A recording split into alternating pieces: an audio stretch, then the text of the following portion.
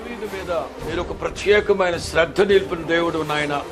అలాగే నా తండ్రి అబ్రహాము వాళ్ళ తోబుట్టువులందరిలో, వాళ్ళ తల్లి గర్భమును ఉద్భవించిన అందరిలో అబ్రహాము మీద ఒక ప్రత్యేకమైన దృష్టిని మీరు నిలిపి పుట్టినది మొదలుకొని ఒక ప్రత్యేకమైన శైలిలో మీరు నడిపిస్తూ వచ్చారు.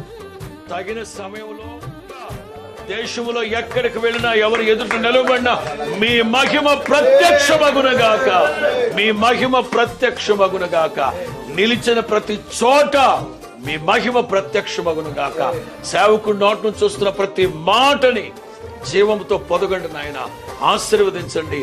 సమస్తకే కాదు నాయన, క్రైస్తవ సమాజానికే, దేశానికే ఒక ఆశీర్వాదకరమైన పాత్రగా మీరు తీర్చిదిద్దుతున్నందుకు స్తోత్రం. అవును నా తండ్రి, మీ దాసుని కాపాడుతూ నడిపిస్తున్నందుకు స్తోత్రం.